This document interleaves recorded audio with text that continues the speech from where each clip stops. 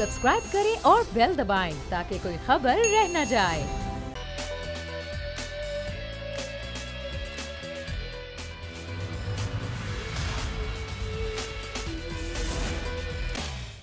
बिस्मिल्लाहिर्रहमानिर्रहीम, अस्सलाम वालेकुम। प्रोग्राम में मैं सुमैया रिजवान आपको वेलकम कहती हूँ। नाजरीन, 3 मार्च को होने वाले सेनेट इलेक्शन जिस पर जोड़ तोड़ जारी है, हुकूमत की ख्वाहिश है कि शफाफियत हो। बार बार हुकूमत की जानिब से कहा जा रहा है कि हम हर तरह के इलेक्शन में ट्रांसपेरेंसी लाना चाहते हैं, इसीलिए हमारा मुतालबा है कि इलेक्शन ओपन बैलेट के जरिए हो। सुप्रीम कोर्ट में इसकी समाअत भी जारी है। आज वकला ने अपने दलाइल भी मुकम्मल किए, लेकिन दूसरी ही जानिब अपनी ही जमात के अपने ही लोग तहरीक इंसाफ पर इल्जाम लगा रहे हैं कि यहाँ पर इलेक्शन से पहले ही बोलियां लगना शुरू हो गई हैं और टिकट जो हैं वो पैसों में बेचे जा रहे हैं। यहाँ पर किसी को प्रायोरिटी पर नहीं रखा जा रहा। पाकिस्तान तहरीक इंसाफ के अपने रहनुमा लियाकत जतोई साहब ने इल्ज़ाम लगाया और कहा कि सैफुल्लाह अब्रो को जो टिकट दिया गया सेनेट का, उसकी बोली लगी 35 करोड़ रुपए। और उन्होंने कहा कि किस बुनियाद पर उनको टिकट दिया गया। 6 माह पहले उन्होंने पार्टी ज्वाइन की और अपने लोगों को नज़रअंदाज कर दिया गया। इसी पर मेरे साथ तोई साहब भी मौजूद होंगे और ज़ाहिर जो सूरत हाल है, ये जो मामलात हैं, ये किस सतह पर जाकर रुकेंगे। अगर पहले ही करप्शन की जाती रही और जिस तरह से कहा गया और अदालत में भी ये बात दोहराई गई कि अगर करप्शन पहले ही हो जाए, वोट देने वाला और वोट खरीदने वाला पहले ही मामलात तय कर ले, तो फिर ट्रांसपेरेंसी कैसे रहेगी। फिर ज़ाहिर जो वोट देना है, जिस तरीके से उम्मीदवारों की एक टेक्निकल मामलात हैं, उसके तहत ओपन बैलेट के जरिए इलेक्शन कैसे हो सकता है। आज के सुप्रीम कोर्ट के रिमार्क्स भी बड़े अहम हैं और वो रिमार्क्स ये हैं कि ये फैसला अदालत नहीं बल्कि पार्लियामान ने करना है। इलेक्शन कैसे होना है, कैसे नहीं होना है, ये फैसला अदालत नहीं कर सकती, ये सिर्फ और सिर्फ इख्तियार पार्लियामान का है। अब पार्लियामान कैसे करेगी, ज़ाहिर है ये कानून साजी कैसे हो सकती है। 2/3 अक्सरियत हुकूमत को चाहिए और अक्सरियत हुकूमत के पास नहीं है। लियाकत जतोई साहब मेरे साथ मौजूद हैं, पाकिस्तान तहरीक इंसाफ के रहनुमा। ज़रा मैं उनसे पहले बात कर लूँ कि ये सारा जो मामला हुआ और इल्ज़ाम जो लगा रहे हैं सैफुल्लाह अब्रो पर, वो किस सबूत के तहत लगा रहे हैं। लियाकत जतोई साहब, बहुत शुक्रिया आपका। ये आप इल्ज़ाम लगा रहे हैं सैफुल्लाह अब्रो को और आप कह रहे हैं टिकट दिया गया है, 35 करोड़ की बोली लगाई गई है। कोई सबूत है आपके पास? पता है, कोई जब पैसे लेता है देता है तो उसका प्रूफ होता है। बीबी मुझे तो पता है, कोई बैंक से तो नहीं होती ना ट्रांजैक्शन। लेकिन वो मतीन आपके एंकर हैं, जरा उसको देख लें, हमने उससे लिया है सारा कुछ जो मटेरियल है, वो आप उसको देखें और उसको चलाएं और सुने 10 मिनट के लिए। वो तो अपनी जगह, लेकिन 6 महीने में इनको टिकट कैसे मिलेगी? कोई जादू था, कोई क्या चमक क्या थी, ये मुझे समझा दें। और मुझे ये भी बता दें, वहाँ गवर्नर हाउस में जो बैठे हुए लोग ये टिकटें बांट रहे थे, तो सैफुल्लाह का मेरिट क्या है? अगर मेरिट नहीं है तो पैसे हैं, सबूत क्या जाएगा कोर्ट में? तो हम भी जाएंगे, सबूत सारी सिंध के पास है इसका, और इसका क्या माजी है, इसमें इसकी क्या कारकर्दगी है, क्या रेपुटेशन है, मुझे सब पता है। लियाकत जतोई साहब, ये तो वही तहरीक इंसाफ है ना जो हॉर्स ट्रेडिंग रोकने का मुतालबा कर रही है, जो ये कह रही है कि हम चाहते हैं कि ट्रांसपेरेंट हो। लेकिन अब उसी पार्टी में रहकर आप ये बात कर रहे हैं कि इसी बुनियाद पर पैसों की बोलियां लग रही हैं और टिकट मिल रहे हैं। बेबी, आप यार मंदरन साहब का पढ़ा आपने? नहीं, जियो में अच्छा खासा कल इंटरव्यू था, देख लें। 70 करोड़ की बात कर रहा है, मैं तो 35 की कर रहा हूँ। सही, ठीक है जी। और फ्रंटियर में देख लें, पंजाब में देख लें, हर जगह। क्योंकि ये देखे ना, न पार्लियामानी बोर्ड बना, न किसी से एप्लीकेशन ली गई, न किसी से मशवरा किया गया। 3 लोग बैठ के गवर्नर हाउस में टिकट बांटे हैं, सिंध की किस्मत के फैसले करें। अच्छा, काबिल कबूल ही नहीं है। क्या है, कानूनी नोटिस होगा, हम फेस करेंगे इंशाल्लाह। हम भी बताएंगे इनकी कारकर्दगी और हम भी बताएंगे। मैं आपका नाम में नहीं बताता, लेकिन 2 एफिडेविट देंगे हमारे वकुला साहब। अच्छा, उनके सामने। अब आप ये कह रहे हैं कि ज़ाहिर है ये पूरी मीटिंग हुई, मामलात तय हुए, तहरीक इंसाफ कह रही है हम करप्शन रोकने के लिए मामला कर रहे हैं, लेकिन खरीदो फरोख्त पहले ही हो जाएगी तो फिर करप्शन कैसे रुकेगी? लियाकत साहब आज कर रहा हूँ ना जी, मैं तो सिंध से मैं अकेला नहीं हूँ, अब तो बढ़ते जा रहे हैं। समझ लें 80% सिंध 80%। कराची के लोगों को भी तहफ़्फ़ुज़ात हैं, सारी सिंध के लोगों को तहफ़्फ़ुज़ात हैं, क्योंकि कोई अडॉप्ट नहीं किया प्रोसीजर। तो मैं उनकी बात कर रहा हूँ जो इलेक्टेबल है। सही, सिंध के उनकी बात कर रहा हूँ जो इलेक्शन में खड़े हुए, हारे या जीते, मैं उनकी बात बड़ी बात कर रहे हैं। लियाकत जतोई साहब, बड़े आपने बात की, 80% आपने कहा कि लोग आपके साथ हैं, वो इलेक्टेबल्स हैं जो आपके साथ हैं। अगला लाएअमल क्या होगा आपका, जरा बताएंगे हमें? 26 को मीटिंग है, फिर हम बताएंगे और लाएअमल होगा। क्योंकि जी देखें ना, हम लोग सीधे लोग हैं, हमने कोई ऐसी जाती मफाद के लिए पार्टी में नहीं आए थे। जलसे करवाए, जुलूस 5-5 जलसे करवाए, अपनी जेब से 1 रुपया इनसे नहीं लिया। 2.5 साल में इन्होंने क्या किया है हमारे लिए? कौन सा हमारे मदद को आए बताएं ना। मेरे भाई पे 2 भाइयों पे मर्डर केस, मेरे बेटे पे मर्डर केस, मेरी जमीनों पे कब्जे, मेरे पे 3 केस। हम 14 साल से पीपल्स पार्टी से महाजाराई कर रहे हैं। तो बताएं कि सिंध के लोगों पे क्या किया आपने? कौन सी मरहम पट्टी रखी? सही। और 2-3 लोग सिंध को चला रहे हैं। हमें ये कबूल नहीं है। हम अब इस जंग में हैं और इंशाल्लाह ये जंग तब तक जारी रहेगी जब तक हम उन लोगों को बेनकाब नहीं करेंगे। बहुत बहुत शुक्रिया लियाकत जबकि वक्त का, और ज़ाहिर है ये खुद जमात में होते हुए जमात पर अगर इस तरह इल्ज़ाम लगा रहे हैं, बात की जा रही है ट्रांसपेरेंसी की, लेकिन अगर अपने ही लोग नाला होंगे, अपने ही लोग छोड़ के जाएंगे, तो फिर अपोजिशन की इस बयानिए को जो है वो तक़वियत मिलेगी कि हुकूमत इसलिए चाहती है शो ऑफ हैंड कि वो घबरा गई है, उसके अपने ही लोग उसे छोड़ के जा रहे हैं। इसी बात करने के लिए मेरे साथ मौजूद है पाकिस्तान तहरीक इंसाफ से शौकत बसरा साहब, बहुत शुक्रिया, और पाकिस्तान मुस्लिम लीग नून से राना अरशद साहब मुझे ज्वाइन करें। बसरा साहब, लियाकत जतोई साहब बड़ा नाम है, ज़ाहिर तहरीक इंसाफ में हैं, तहरीक इंसाफ में होते हुए कह रहे हैं कि सैफुल्लाह अब्दुल्ला को इसलिए टिकट दिया गया कि यहाँ 35 करोड़ की बोली लगी है। अगर बोलियाँ अभी लग जाएंगी तो किस बात की ट्रांसपेरेंसी? मैं समझता हूँ बड़ा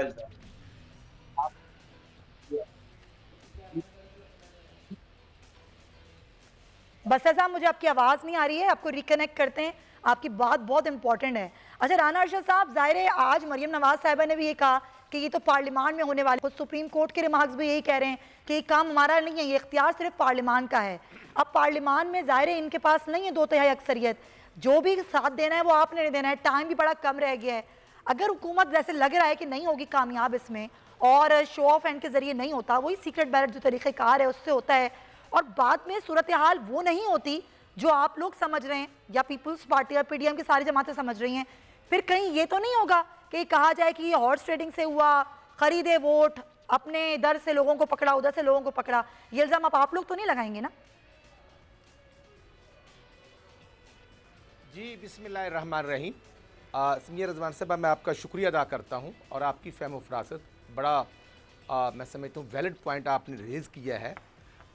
इंटरनेशनल लेवल पर आज पूरी दुनिया पाकिस्तान को देख रही है और माशाल्लाह बादशाह सलामत श्रीलंका में ख़िताब कर रहे थे और यहाँ पर पोजीशन ये है कि डस्के का वोट चोरी किया, और चोरी ही नहीं वोट किया बल्कि इलेक्शन कमीशन के अमले को भी चढ़ा के उठा के ले गए। तो वही माइंड सेट है जो इमरान न्याई साहब ने बात की कि 70 करोड़। अच्छा, मजे की बात नौशेरा में नहीं हुआ वोट चोरी और जगह कहीं नहीं हुआ, सिर्फ डस्का में वोट चोरी हो गया। नहीं, डस्का में भी हुआ, वजीराबाद में भी हुआ। अच्छा। 300 वोट अबैदुल्लाह सच्चो समेत और नौशेरा में भी हुआ।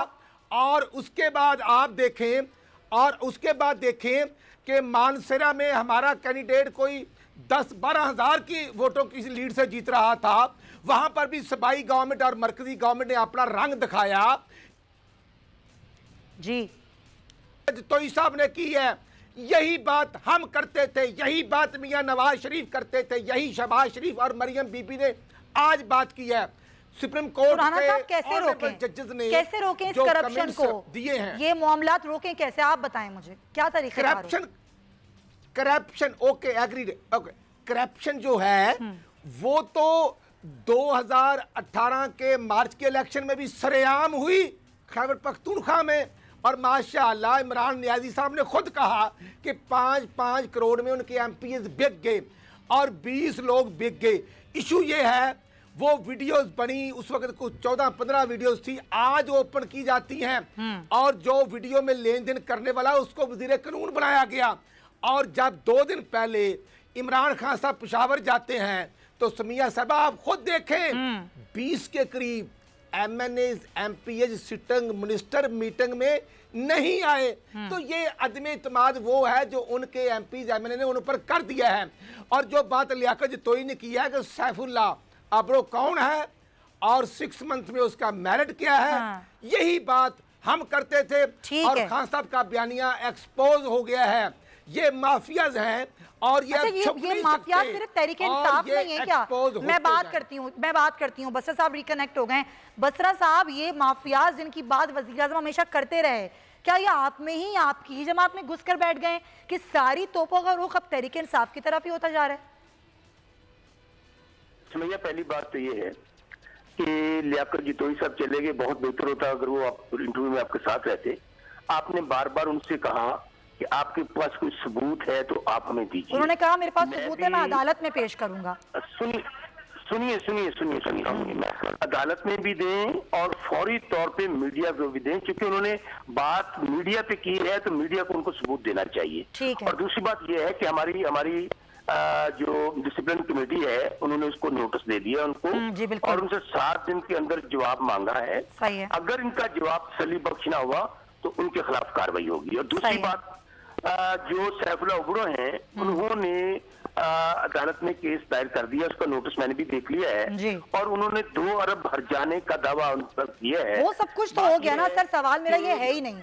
सवाल तो मैंने आपसे बसरा साहब ये किया था कि आप तो खुद चाहते हैं, आपकी जमात चाहती है, वजीर आजम चाहते हैं ट्रांसपेरेंसी हो। अगर पहले से ही बिकना शुरू हो जाएंगे लोग और टिकट इस बुनियाद पर दिए जाएंगे कि इसने इतनी बोरी लगाई, इसने इतनी बोरी लगाई, तो फिर ट्रांसपेरेंसी बाद में क्या फायदा इस ट्रांसपेरेंसी का? सुमैया, यही इंटेंशन है कि 70 साल जो खरीदो फरोख्त होती रही, बोलियां लगती रही, लोग बिकते रहे, और हम यही चाहते हैं कि ये ट्रांसपेरेंट हो। तो इसलिए ओपन बैलेट की तरफ जा रहे हैं और शो ऑफ हैंड की तरफ जा रहे हैं।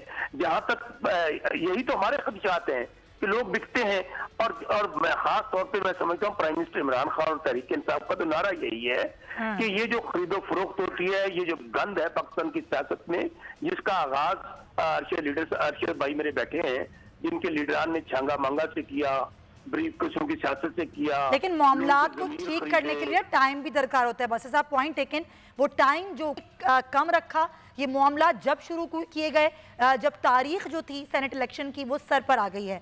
मेरे साथ मौजूद हैं मारूफ कानूनदान हैं, फॉर्मर डिप्टी प्रोसिक्यूटर नैब राजा आमिर अब्बास साहब। बहुत शुक्रिया राजा आमिर साहब, कई दफ़ा मेरी आपसे गुफ्तगू हो चुकी है। ज़ाहिर सेनेट के इलेक्शन का जो तरीक़ेकार है वो बड़ा टेक्निकल है। हमने पूरी गिनती के साथ जो 104 जो ऐवान है 104 लोगों का, उस पर हमने बात की, कितने वोट गोल्डन फिगर चाहिए होता है, तरीक़ेकार क्या होता है। लेकिन जो बात आज सुप्रीम कोर्ट ने की, मैं चाहूँगी ज़रा उस पर रोशनी डालें कि सुप्रीम कोर्ट की रिमार्क्स बड़े अहम हैं। सुप्रीम कोर्ट कहती है इख्तियार हमारे पास नहीं है, इलेक्शन का तरीक़ेकार क्या हो ये इख्तियार सिर्फ और सिर्फ पार्लियामान का है। जब इख्तियार ही पार्लियामान का है तो हुकूमत सुप्रीम कोर्ट क्यों गई?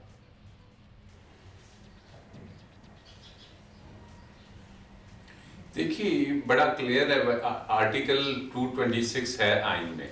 आर्टिकल 226 कहता है कि जितने भी आइन के तहत इलेक्शन होंगे, मां सिवाय वज़ीर आज़म और वज़राए आला का, वो सीक्रेट बैलेटिंग के साथ होगा। अब जब ये केस सुप्रीम कोर्ट में आ गया, क्योंकि इसके 2 ही तरीक़ेकार थे, एक तो या तो आप आइन के आर्टिकल 226 को चेंज कर दें, जैसे आपने उसमें लिखा हुआ है कि मां सिवाय वज़ीर आज़म और वज़राए आला के, आप उसमें सेनेट भी डाल दें, लेकिन वो तो मुमकिन नहीं, क्योंकि आइन में तरमीम के लिए 2/3 मेजॉरिटी चाहिए, और हमने देखा है कि अपोजिशन की दोनों जमातें खुफिया बैलेटिंग के हक में हैं। वो नहीं चाह रही कि वो किसी भी तरीके से ओपन जो हो बैलेट, इसके ज़रिए वोट की कास्टिंग हो।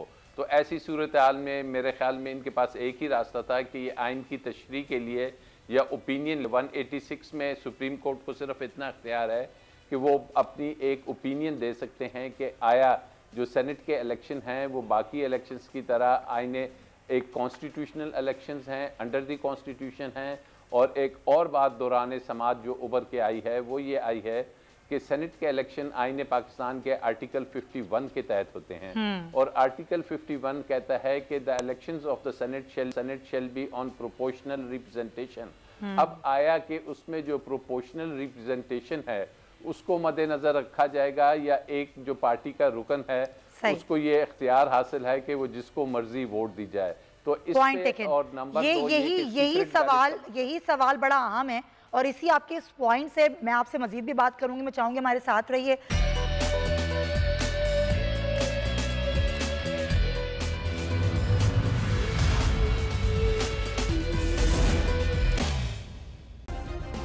सब्सक्राइब करें और बेल दबाएं ताकि कोई खबर रह न जाए।